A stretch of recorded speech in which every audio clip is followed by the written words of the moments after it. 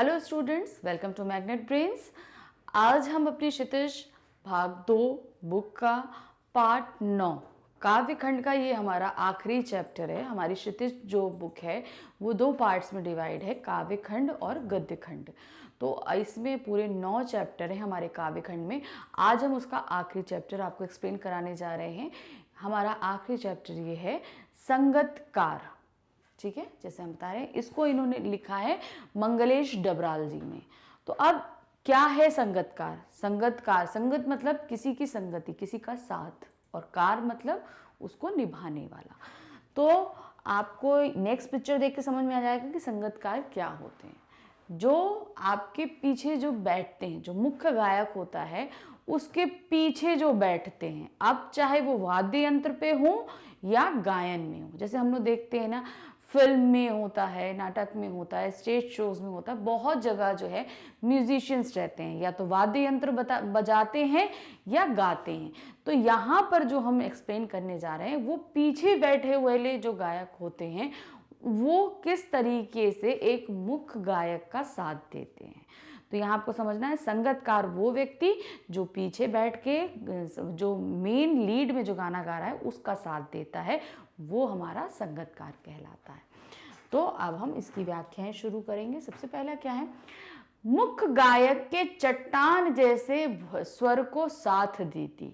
अब जो main lead में जो गाना गाता है वो बहुत अच्छा गाता है, क्योंकि वो मेन में रखा जाता है और उसकी आवाज़ भी बहुत मजबूत, बहुत स्ट्रॉन्ग, बहुत सुरीली होती है, इसीलिए तो उसे मुख्य गायक बोला गया है। तो वो जो है ना बहुत अच्छी मजबूत आवाज़ में गा रहा है, बहुत मजबूत आवाज़ में वो गा रहा है, उसकी सुरीली आवाज़ है। वह आवाज़ सुंदर कमज़ोर कांपती हुई थी। मतलब जो साथ क्या ना, मुख्य गायक जो है वो चट्टान जैसी आवाज में गा रहा था, मगर साथ में जो है उसको कोई साथ दे रहा था। जो मुख्य गायक गा रहा था उसकी आवाज को कोई सपोर्ट दे रहा था। जो सपोर्ट दे रहा था वो आवाज थोड़ी कमजोर, मतलब धीमी सी और कांपती हुई थी। मतलब क्यों कांपती हुई थी? क्योंकि मजबूत वो कॉन्फिडेंट था और पीछे वाला उतना कॉन्फिडेंट नहीं रहता है। लेकिन अभी वो कैसे जब गाना शुरू करता है तो थोड़ा सा कॉन्फिडेंस नहीं रहता, लेकिन जैसे जैसे वो बढ़ता है उसके अंदर कॉन्फिडेंस आता जाता है। तो क्या मुख्य गायक की आवाज को साथ दे रही थी, मतलब पीछे से एक आवाज आ रही थी जो थोड़ी सी कमजोर, क्योंकि मुख्य गायक से कमजोर रहेगी आवाज, वो धीमी रहेगी, मगर वो कांपती हुई भी थी। वह मुख्य गायक का छोटा भाई है या शिष्य है, या पैदल चलकर सीखने आने वाला दूर का कोई रिश्तेदार है। अर्थात यहाँ पर क्या दिया गया है कि कोई जो गा रहा है या तो वो मुख्य गायक का छोटा भाई है, ठीक है, क्योंकि उसी की तरह सुरीली आवाज है उसकी, लेकिन कमजोर है, धीमी है। तो या तो वो उसका छोटा भाई है या उसका शिष्य है। शिष्य यानी कि क्या हुआ? जो शागिर्द होता है, स्टूडेंट होता है।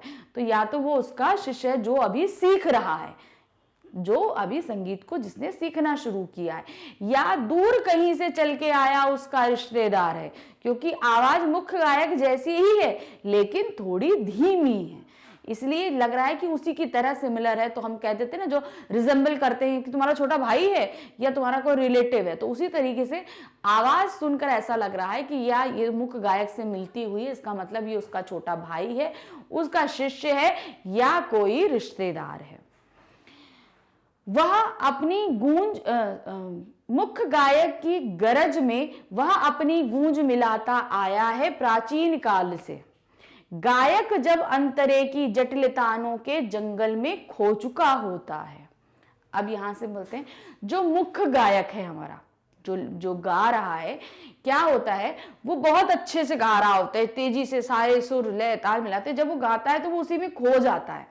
तो क्या हुआ, वो खूब अच्छे से गरज से गा रहा है और ना जाने कब से जो पीछे बैठे, खाली ये नहीं कि एक के बारे में बता रहे हैं, ये सभी के बारे में, जितने भी संगतकार पीछे बैठे होते हैं, प्लेबैक सिंगर्स होते हैं, उनके बारे में बता रहा है। तो प्लेबैक सिंगर्स जितने हैं तो वो क्या होते हैं, मुख्य गायक के साथ आवाज मिलाते हैं। तो वो ना जाने कब से आवाज मिलाते आ रहे हैं, जब भी मुख्य गायक गाता है तो प्लेबैक सिंगर उनके साथ आवाज मिलाते हैं। तो ये बहुत समय से चला आ रहा है। और बहुत प्राचीन काल से बताया ना, बहुत समय पहले से चला आ रहा है। गायक जब अंतरे की जटिल तानों के जंगल में, तो अंतरा क्या होता है, जब हम गाना शुरू करते हैं तो पहला वाला स्ट्रेंजा हमारा मुखड़ा कहलाता है, बीच वाले एक या दो अंतरा कहलाते हैं, पहला अंतरा, दूसरा अंतरा, तीसरा अंतरा, फिर हमारा गाना एंड हो जाता है। तो मुखड़े की बात का जो सेकंड स्ट्रेंजा जब शुरू होता है, तो जब वो शुरू होता है तो जो हमारा मुख्य गायक है वो उसकी तानों में बुरी तरीके से खो गया। कहने का मतलब है उसमें पूरी तरीके से रम गया, वो सब कुछ भूल गया कि आगे कौन बैठा है, मैं कहाँ गा रहा हूँ। जो जिसमें इंजॉय करता है उसमें पूरी तरह से खो जाता है। तो वो क्या हुआ, मुख्य गायक उसमें उस गाने में पूरी तरीके से खो गया, उसे कुछ भी याद नहीं रहता। तब क्या होता है, या अपने ही सरगम को लांघ कर, यानी कि अब जो हम उसने जैसे म्यूजिशियन ने बांधा कि आपको इस लय पे चलना है, तो वो उस अब गाने में इतना मगन हो गया मुख्य गायक जो है, वो सब कुछ लांघ के भी अपने में खो गया, लांघने लगता है। मतलब एक बाउंड्री होती है ना गाने की, आपको बस यहाँ पे एंड करना है, यहाँ से दूसरी लाइन शुरू करनी, नहीं, वो क्या है, वो गाता चला जा रहा है, बस मधुर स्वर में वो खो चुका है पूरी तरीके से, आसपास हो रही घटित हो रही सारी चीजों को भूल चुका होता है। चला जाता है भटकता हुआ एक अनहद में, मतलब गाते गाते वो कहीं खो जाता है, वो सोच ही नहीं पाता कि वो कहां जा रहा है। तब संगतकार ही स्थाई को संभाले रखता है। तब संगतकार क्या करता है, उस मुख्य गायक को संभालता है, अपने गायन के साथ में उसके गाने को मिलाते मिलाते वो क्या करता है, साथ में उसको समझाता है कि आप वापस आइए इस जगह पे, संभाले रखता है कि आवाज को भटकने नहीं देता। जैसे समेटता हो मुख्य गायक का पीछे छूटा हुआ सामान, मतलब जैसे होता है ना, हम आगे चलते जा रहे हैं और पीछे कुछ सामान गिरता जा रहा है तो कोई उसको समेटता चल रहा है, तो उसी तरीके से क्या होता है, जब मुख्य गायक जैसे जैसे आगे जा रहा है तो उसके बिखरे हुए, जब वो पूरी तरीके से खो चुका है, उसे कुछ याद नहीं है कि वो कहाँ गा रहा है, तो वो क्या करता है, जब संगतकार आता है तो उसके बिखरे स्वरों के साथ जब वो स्वर मिला रहा होता है तो उन स्वरों को भी अपने साथ समेट लेता है। तो क्या इसलिए कह रहा है, जैसे लगता है किसी का छूटा हुआ सामान कोई समेट रहा है, तो उन बिखरे हुए स्वरों को संगतकार अपने स्वर में समेट लेता है। जैसे उसे याद दिलाता हो उसका बचपन जब वह नौसिखिया था, यानी संगतकार उस मुख्य गायक को क्या याद दिलाता है कि जब उसने संगीत सीखना, यानी मुख्य गायक ने जब संगीत सीखना शुरू किया था और वो नौसिखिया था, तब वो गलतियां करता था तो उसको गुरु संभालते थे, लेकिन आज वो सब कुछ सीख चुका है, मुख्य गायक बन गया है और स्टेज परफॉर्मेंस कर रहा है, लेकिन हुआ क्या कि जब वो इतना मगन हो गया कि वो सब कुछ भूल गया, तो वो उसी समय जो है वो जो गलतियां कर रहा है उनको वो संगतकार समेट रहा है। तो यहां पर क्या बोलता है, फिर मुख्य गायक, वो संगतकार मुख्य गायक को याद दिलाता है कि आप एक नौसिखिए की तरह इस समय बिहेव कर रहे हैं, याद दिलाता है कि आप जैसे नौसिखिया थे और आप गलतियां करते थे, ठीक उसी तरीके से यहां पर भी वो गलतियां हो रही हैं। फिर इसके बाद में हमारा तार सप्तक में जब बैठने लगता उसका गला। तार सप्तक एक स्वर होता है जो बहुत ऊंचा उठता है, तो जब उसको खींचने लगता है मुख्य गायक, जब उस तार सप्तक को खींचने लगता है तो उसका गला धीरे से बैठ जाता है, बहुत तेजी से खींचना पड़ता है, तो उस जगह क्या उसका स्वर बैठने लगता है मुख्य गायक का। पेड़ ना साथ छोड़ती हुई उत्साह अस्त होता हुआ, उस समय मुख्य गायक क्या होता है, उसकी प्रेरणा मतलब उसको घबराहट होने लगती है कि क्या मैं खींच पाऊंगा, और उसका गला भी उसको साथ नहीं देता। तब क्या होता है, आवाज में राख जैसा कुछ गिरता हुआ, मतलब जब उसकी आवाज गिरने लगती, तार सप्तक में तो हमको उठानी है, लेकिन क्या होता है कि उसकी आवाज धीरे धीरे गिरने लगती, वो उत्साह नहीं रहता उसकी आवाज के अंदर, राख होती है ना, जैसे हम छोड़ेंगे तो वो उड़ने लगती है, तो वही चीज उन्होंने बोला, और उसकी आवाज धीरे धीरे हमें उत्साह छोड़ने लगती है, यानी कि उसमें वो एनर्जी नहीं रह जाती।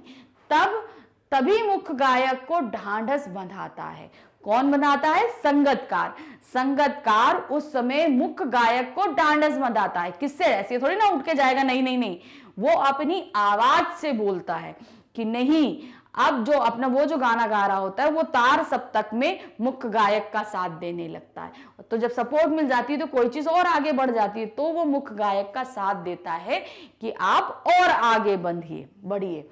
कहीं से चला आता है संगतकार का स्वर, तो मतलब क्या है, तभी मुख्य गायक को ढांढस बंधाता कहीं से चला आता है संगतकार का स्वर, यानी कि उसको अच्छे से ढांढस बंधाता है कि नहीं आप चलिए और आगे बढ़िए, मैं साथ साथ आपके साथ हूं। फिर नेक्स्ट, कभी कभी वह यूं ही दे देता उसका साथ, यह बताने के लिए वह अकेला नहीं, और वह कि फिर से गाया जा सकता है गाया जा चुका राग। अब क्या होता है, कहीं होता ना, कोई गाने बहुत लंबे होते हैं, गायक थक गया है, जिस समय जरूरत नहीं होती उस समय भी संगतकार उसका साथ दे देता है। क्यों साथ दे देता है? सिर्फ ये बताने के लिए कि आप अकेले यहां पर गाने वाले नहीं हैं। ये घमंड नहीं है, घमंड का नहीं है, यहां पर मतलब है कि मैं, आप अकेले नहीं है, मैं आपके साथ हूं, ये चीज बताते हुए चलता है। फिर या फिर गाया जा चुका हो रहा, मतलब आप फिर से वो राग गा सकते हैं जो आप गा चुके हैं। तो ये हर जगह एक मुख्य गायक को सपोर्ट कर रहा है।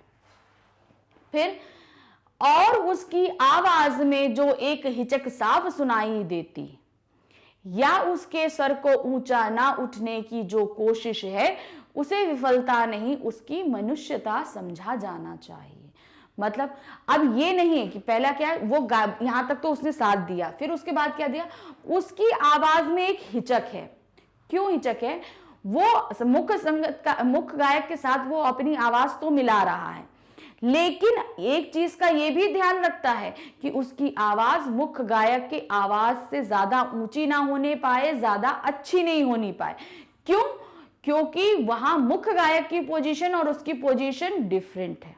तो ये चीज का जब वो माना कि वो अच्छा गाता है, लेकिन उसकी आवाज में एक हिचक है कि उसकी आवाज मुख्य गायक से तेज नहीं होनी चाहिए। तो ये एक हिचक साफ सुनाई देती है, या उसके सर को ऊंचा ना उठने की कोशिश है। ऊंचा ना उठने देने की मतलब कि मुख्य गायक से ज्यादा ऊंचा ना जाए, मेन आवाज मुख्य गायक की आए, पीछे से मेरी सपोर्टिंग वॉइस रहेगी। तो ये चीज है, वो हिचक संगतकार की आवाज में साफ सुनाई देती है कि उसे मुख्य गायक की आवाज से ऊंचा नहीं उठना है। उसे विफलता नहीं उसकी मनुष्यता समझा जाना चाहिए। यहां उसकी नाकामी नहीं है कि वो तेज नहीं गा सकता, ये उसकी मनुष्यता है, उसकी अच्छाई है कि वो मुख्य गायक से ज्यादा ऊंचा ना गाए, क्योंकि वहां पे जो है सिचुएशन क्या, मुख्य गायक जो है वो ज्यादा अच्छा गाएगा और वो उसको साथ देगा। ठीक है, तो यहां क्या मतलब हुआ कि ये उसकी विफलता नहीं, उसकी नाकामी नहीं, उसकी हार नहीं है, ये सिर्फ उसकी मनुष्यता है। तो इस तरीके से हमने अपना ये पार्ट समाप्त किया है। तो इसके जो प्रश्न अभ्यास हैं वो हम आपको नेक्स्ट वीडियो में क्लियर करेंगे। Thank you, bye bye.